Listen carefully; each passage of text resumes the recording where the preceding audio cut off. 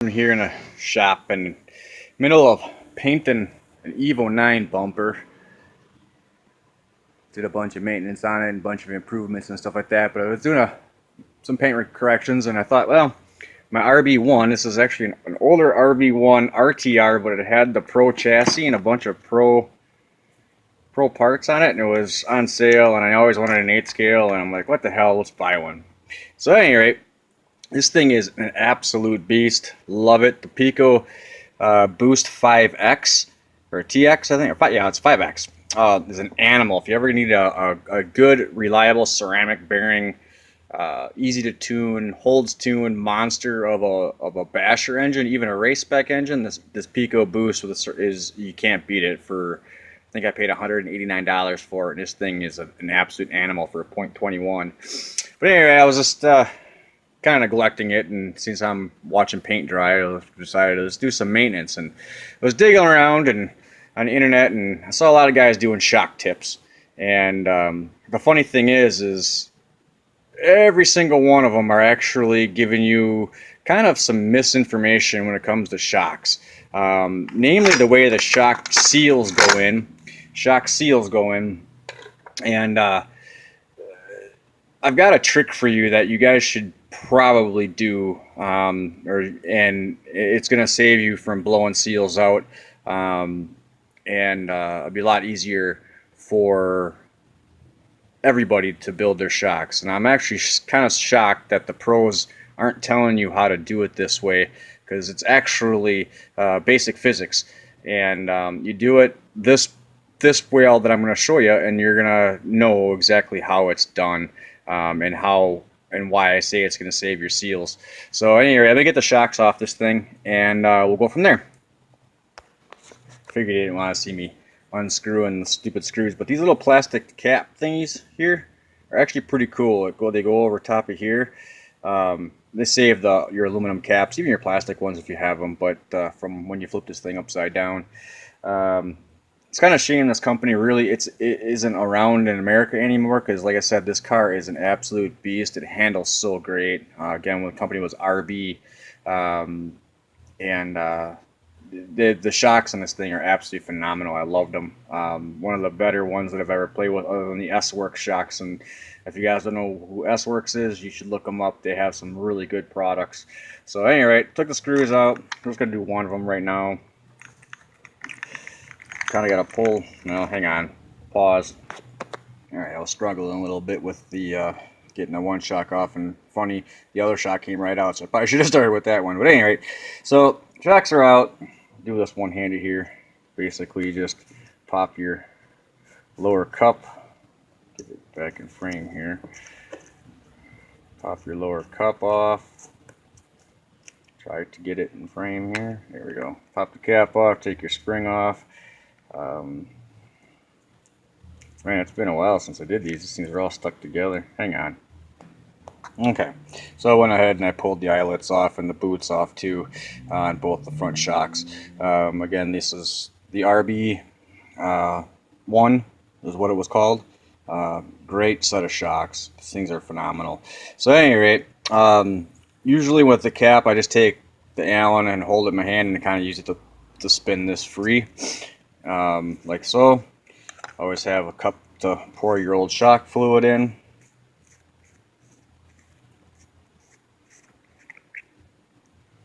These really weren't that bad.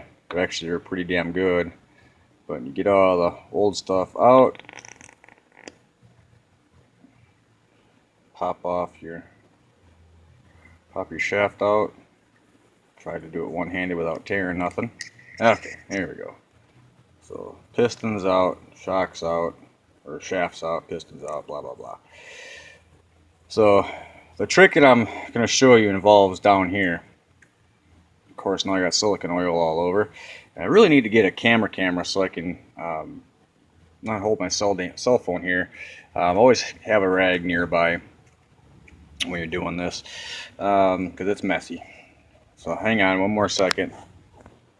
Okay, so you get the shock to this point. I mean, this will work for building brand new shocks, as well as if you're rebuilding your own shocks, whatever the case may be. But obviously you got your shock body. This particular one is the front, your shock cap.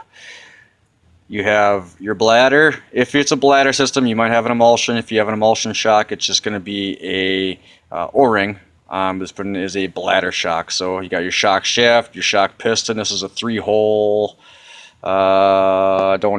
Don't even know what hole size this is, and frankly I don't care. It handles really good, and it's just a bashing car anyway, so for me it doesn't really matter. But for you, you might want to know what your piston is, if it's a machine one or not. But you have your X rings, or your shock rings. So you have the top one, the center plastic shim, you have a bottom shim or bottom washer, then you have your bottom shim here, and pay close attention to the orientation of this, because you see it's got this step in it.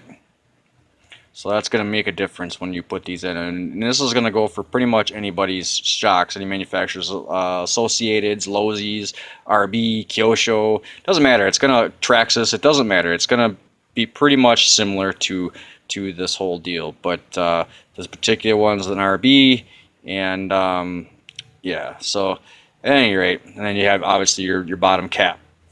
So, and this is where everybody in my mind gets it absolutely wrong, and this is where a lot of people blow these seals out, these two seals out, and you end up having shock shaft leak.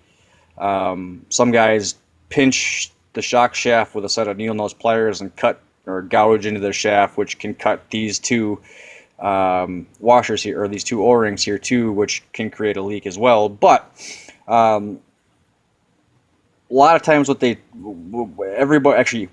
everybody but myself that I've ever seen is throwing the pack in the bottom of the shock body, taking your cap and torqued it down, then put your shock shaft in.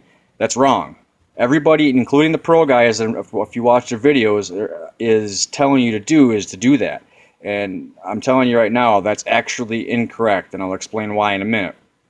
So basically what you're going to want to do from what you're going to want to do is you want to take a little bit of shock oil.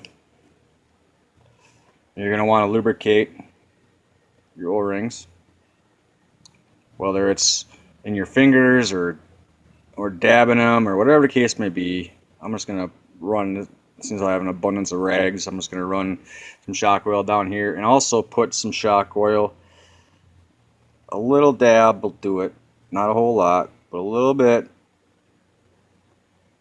into the bottom of the shock cap, like that, just to get some lubrication in there. Not, you can see there isn't a whole hell of a lot in there. There's just a little droplet. So at any rate, you're going to lubricate your rings up like that.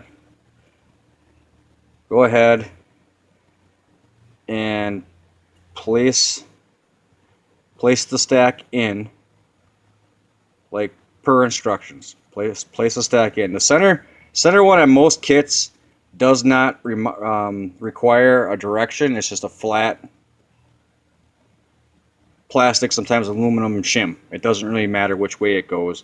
But that one will go in next. Pop it down the hole. Make sure you don't get it pinched or cut or anything goofy. Take your second O-ring, put it back into the shock body like that. Then take your bottom one, and again, the orientation makes a difference. You want the big end to face the O-ring, the small end to face out towards the cap. So at any rate, you don't even really need to do this at this point, but you can if you want to. You can go ahead and place it. In fact, don't press it all the way down. Just kind of set it on and then remove it. And I'll show you why in a second.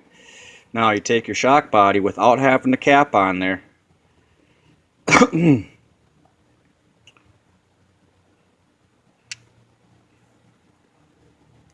Put your shock shaft actually in now, not after you put the cap on, but you put the shock shaft in now. There we go. And kind of be real gentle on how it comes through. Work it through till it passes the threads. Once the thread's passed, you're great. Okay, so now you got that through, and see how it is lubricated quite well. Now I'll go ahead and take your top piece. Again, watch the orientation of this top piece. If my shock shaft, there we go. Set that on like that, and go ahead and press it in. And now you take your cap and you can put it on normal, and you can now tighten the cap down normal. Some of these have O-rings, some don't. This particular one doesn't have an O-ring on it. The reason why, go ahead and tighten it down, the reason why I'm telling you to do this and why everybody's getting it wrong, and it's simple physics actually, by tightening this cap down before you put the shaft down, what that actually does is it actually compacts the two O-rings that are in there. And when it compacts it, it actually forces around the shock shaft. And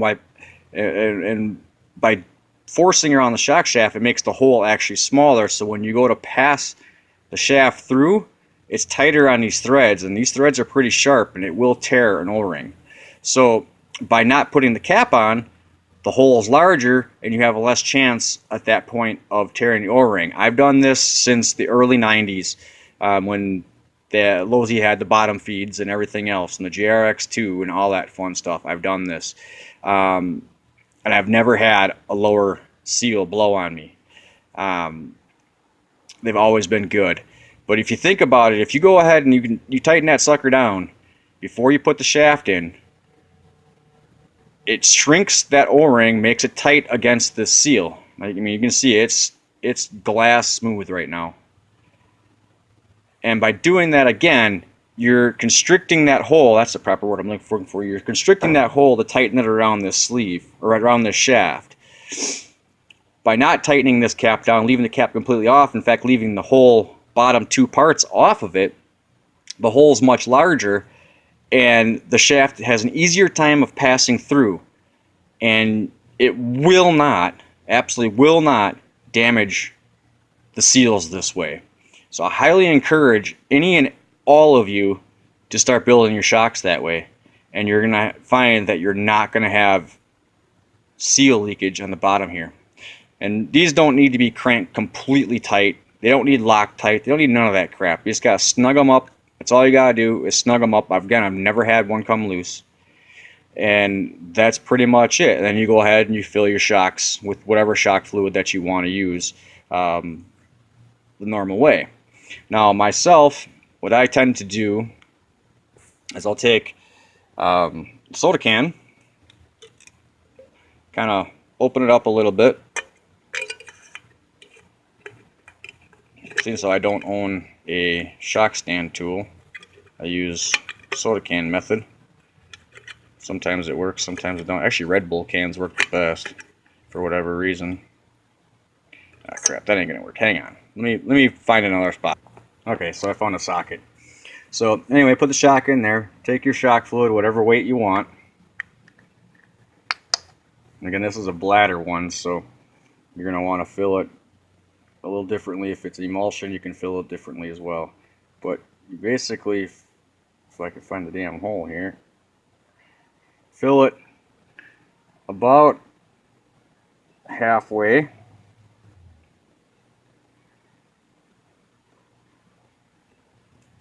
Fill it about halfway. Oops, there we go. Like that. And you take it and you cycle the piston. See all that air coming out? Try not to actually get the piston above the level of fluid that you just poured in. Pulling the shaft out now, but you can see all that oil, all that air in there right now. So you cycle it a couple times that way.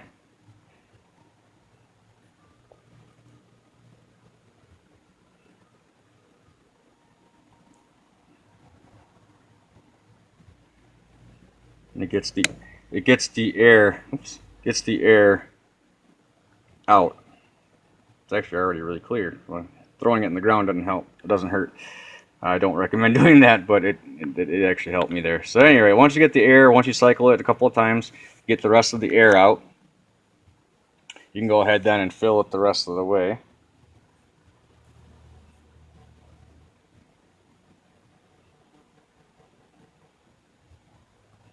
Usually I fill it so it's about there. So it's not crowning, but it's up to the top. You can see it's kind of dished in a little bit because this is a bladder system. It makes a big difference. So you're about like that. Just let the air work its way out. You've already cycled your pistons, so you don't need to worry too much about having any more air come up. This one was pretty clear, but I'm gonna let it sit for a couple more minutes. So I'm gonna pause it here and I'll come back to it. Okay, I'll let that sit for 5-10 minutes. So because you've only filled it halfway up and you cycled it, you got majority of the air already down. So by doing it halfway and then filling it the rest of the way, like that method, it cuts time down on building shocks by a long time. You can see it's crystal clear in there. So at any rate, because it's a bladder system, now's the time you actually put your bladder down. You make sure it's clean, and you can see it's got a dish to it. Okay, what you want to do, because you have your fluid filled the way it is, and if you look on the end of the cap, hopefully I can focus on it. Yeah, there we go.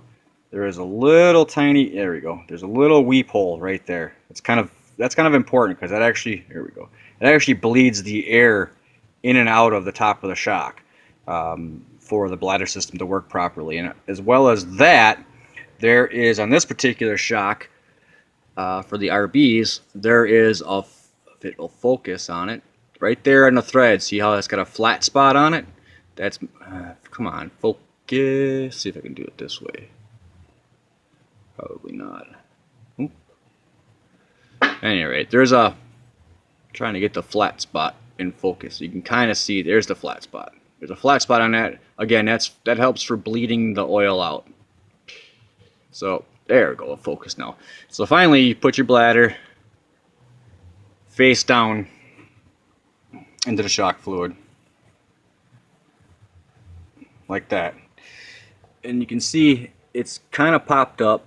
So you just want to take your finger and kind of squish it down onto the shock like that. Don't push it in, don't jam it in, but you want the O-ring seal to be seated on top of the shock. Like that. And now what I also do here is there's, obviously you can see there's excess shock fluid that has already weeped out onto the threads. So I'm going to clean that off. So bear with me one. Alright, I cleaned that off.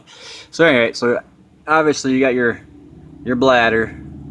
It's sitting on top of the shock the way it's supposed to be. It's sitting not squished in, but it's the lip is on where it's going to seal. So at this point, you just take your cap. And you go ahead and start screwing it on. If I can do this one-handed, it'll be a flipping miracle. There we go. Don't torque it down just yet.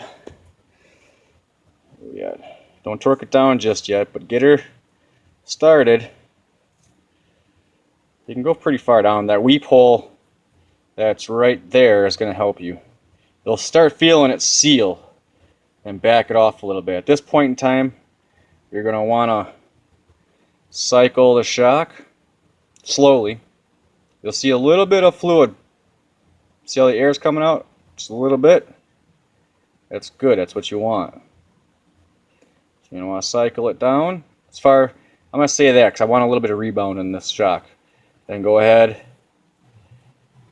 and tighten up your shock cap. Like that. So, shock's now built. And it's butter smooth.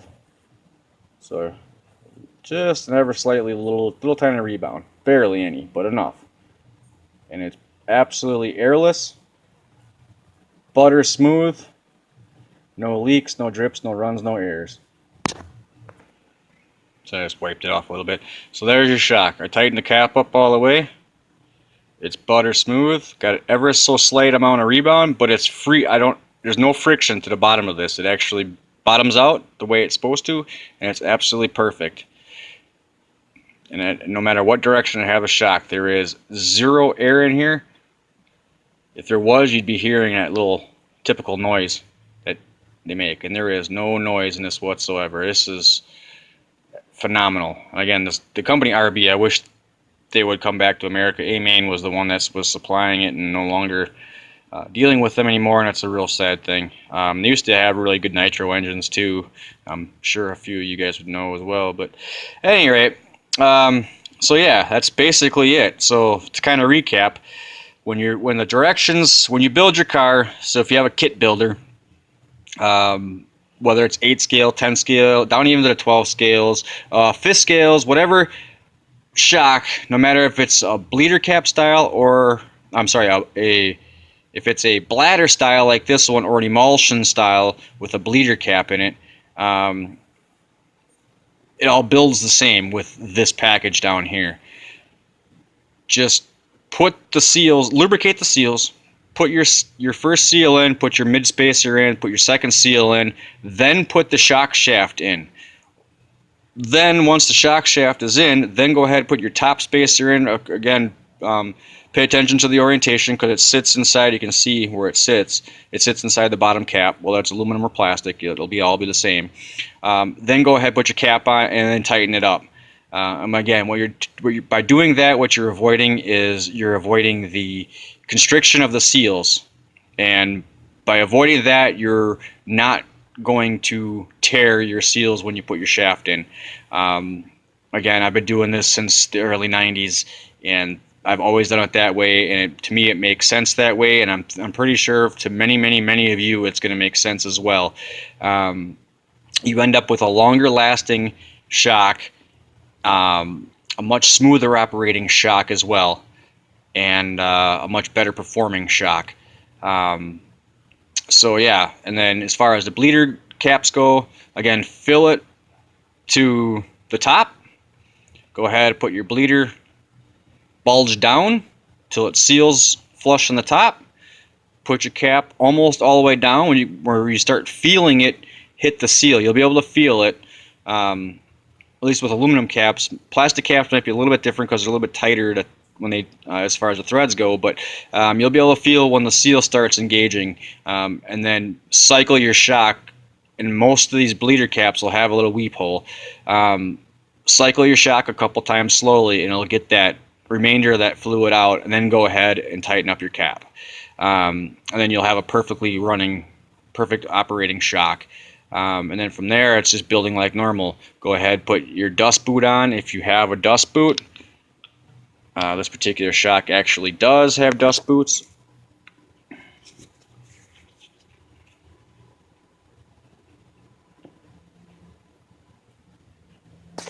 So put your dust, where are we at? There we go.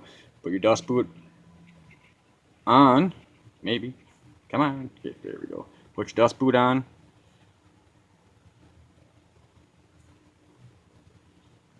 To the right spot. Here, hold on. So it's sealed all the way up to the top like this. Then you can go ahead and put your rod end on it. Again, these don't need thread lock. I'm going to go into detail about thread lock here when I'm done with the shock.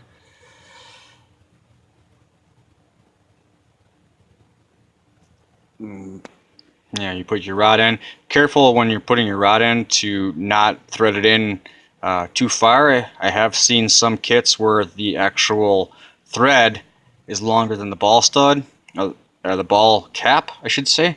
And what ends up happening is that the shock shaft will actually end up binding up the ball itself. So just pay note. Usually by the time you get to the end of the threads on most of them, is where you want to go with it. But yeah, you can actually crank these things in. They'll cut their own threads and make their own holes because it's steel going into hardened steel at that, going into soft plastic. So just be careful. Usually just bottoming out on the threads. So if you take a look, the top of the threads is the top of the cap. So that's all you got to go. And then you can go ahead and put your spring on. like that. And if you noticed, I took the threads all the way down. It makes life easier. And now something to note as well, if you look real close, is the knurling on the top, on the shock collar here. You'll see there's a missing one. In most modern race chassis and a lot of bash chassis, they'll either have a paint mark or they'll have a little missing knurling like that. Well, that actually is a gauge, so you can count how many turns down your shock cap is from top if you don't have a caliper. You know, obviously everybody should have a caliper in their toolbox to check, you know, check their shocks and stuff like that, and among other things. But if you don't have one handy, just count your threads, and that's what that's for. And then some of them are paint marks, some of them are missing tooth. It works real well. So at any rate, you go ahead and put your spring on, and then you can take your shock cup. Again, this is a real bear to do one-handed here. But you basically just go ahead and put your shock cup, and basically put your shock cup on, slide the spring back, cycle the shock, the boot will automatically come down. And that's how I build my shocks. And again, it's a perfectly balanced operating 8-scale shock. And again, this works for 12 scale, 10 scale, 5th scale. It doesn't matter. It's all the same as long as you have the lower cap seal that way. And some actually only have one seal. And those are even more critical because that one will constrict even further. And if you put your shaft through and that thing's torqued down, the cap is torqued down all the way, that seal is guaranteed to rip on you. So again, put your shaft through, then put your seals and tighten them up. It's stupid easy, and to me makes the most amount of sense. And I've done it for years, and it's never failed me. So now let's talk about Loctite, the use of Loctite, and the overuse of Loctite. It's absolutely crazy on how much people use Loctite, and I'm gonna put this over here, and the absolute overuse. This chassis, I am not nice to at all, as you can see. I pound gallons of fuel through this thing, and you know, the only place that there is actual Loctite on this, and I have never reapplied, was the screw on the clutch for the pinion. That was it. And I've never had that back out. And I changed my clutches and my pinions an awful lot because I changed the weights. This is an adjustable weight clutch and whatnot. It's a pretty nice clutch, actually. And the other place that I have Loctite is the set screws that are in here holding the pins on for the stub axles. Again, it's blue and it's the minimal amount, and I've never had those back out. The rest of this thing, metal on metal, like the shock screws going in here, the screws coming through here, any metal on metal, none of it has Loctite on this chassis, and I've never once had a screw back out. The mass overuse of Loctite in this industry is sickening. It's absolute sickening. Like little grub screws for like the sway bar, right there. No Loctite. Have those ever backed out? Absolutely not. Any of the screws in the bottom of the chassis going into metal or even plastic. Even the motor mount, no Loctite, none. I don't have any Loctite other than the one screw that's on the clutch bell and the 4 screws that are on the stub axles. And again, I only did that because you know, it seemed like the right thing at the right application. The screw for the muffler, and this thing vibrates like crazy, but the grub screws for the standoff for the muffler or the tune pipe here, none. And I've never had any of these back out. Yes, there is a time and a place. Yes, I do agree with running Loctite when it's necessary. However, if you actually take the time and hand tighten all your components, you'll never need it, ever. And the use of nylock nuts help too in certain areas. And it's hilarious when I see YouTubers out there telling people Loctite, Loctite, Loctite, Loctite. No, you don't need the shit. it's not necessary. In some areas, yes, and I do agree. Like on the clutch bell, that is necessary there. And I don't even know if it's even necessary on the grub screws for the pins for the stub axles. I don't even think it is there either. But that is a safe bet to have. And some of the larger stuff like the fifth scale stuffs, absolutely run it there. But the use of red Loctite, oh my Lanta, I wouldn't even go near any of that, because you don't need it. You're going to be going through screws left and right and going through Allens and wondering why all your Allen tools are completely destroyed after one use. Well, it's because you're overusing Loctite. You don't need it. They don't back out. The way that these things are designed with the bevel on them, that bevel actually, if tightened down properly, actually bites in and creates its own lock. It's twofold. Yes, it makes a screw flush, but at the same time, it's also locking that screw in to the chassis. So as long as you tighten these screws down the proper way, you'll never need Loctite.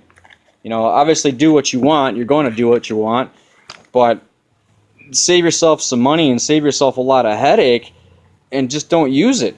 Use it, but don't use it overly use it. Sorry, the compressor just kicked in. So, to me, again, Loctite's way overused in this hobby and even in this industry. And if you actually look at your service manuals and your build manuals and stuff like that for these cars, it'll tell you where it's recommended to use, and guaranteed it's only maybe 5 or 6 things on the entire car, and that's maybe. So even some of these fifth scales like the Vector, that's pretty much all aluminum. Those are big enough screws where you can actually take and you can tighten them down the proper way and take your time. You'll never have a screw failure. You never have a screw backing out. Crawlers, holy cow, scale crawlers, that's a huge one. Those things have no vibration. They go so damn slow. Yes, it's aluminum on mostly aluminum on aluminum, but the aluminum that they're using is 6061. You know how soft that shit is? Just by tightening the screw down by itself is going to lock that screw in, and you're going to have years of use out of that one fastener, that one screw, without having Loctite, and you're going to get years of use out of your Allen tool by not having Loctite in there, and you're never going to have a screw back out of that car as long as you tighten them down the proper way. So, at any rate, this was really mainly about the proper way to build a shock, and my rant about the overuse of Loctite. It's absolutely crazy. So I hope you found this somewhat informative with this, and I really hope you start building your shocks that way. It's a good trick. It's a good tip, and you're gonna find your shocks will be operating a lot smoother for a lot longer period of time between service intervals. And please stop using so much Loctite, and stop telling the younger kids to use a ton of Loctite, because you do not need it, especially on crawlers. The nitro cars, the gas cars, there's a little bit more uses for Loctite on those two because of the harmonics of the engines. But when you're dealing with something that goes at a crawling speed, that has no vibrations, has no harmonics, you're not going to have any screws backed out as long as you tighten the things down. Even 10 scale racing buggies, off-road and on-road, there's really no harmonics, to make anything loosen up. So it's really not needed. So again, thank you for watching. I hope you enjoyed it. This video won't way longer than I expected to. But please subscribe if you haven't. I do a lot of stuff some stuff with RC. I do a lot of automotive stuff. Soon, very, very soon, I'm going to have my own personal project get built back up again. This thing is an animal. It's my RX-7. It's pretty much looking like a barn find right now, but I'm going to do a bunch of stuff. I'm hoping eventually to get a sequential transmission for this thing, finish the turbo package out. I got a lot of cool stuff planned for this car, a ton of cool stuff, but right now it's just sitting under wraps. Even work on four-wheelers too. So at any rate, hope you guys enjoy. Please subscribe, hit the bell, all that fun jazz. Yeah, well, till the next time, thank you.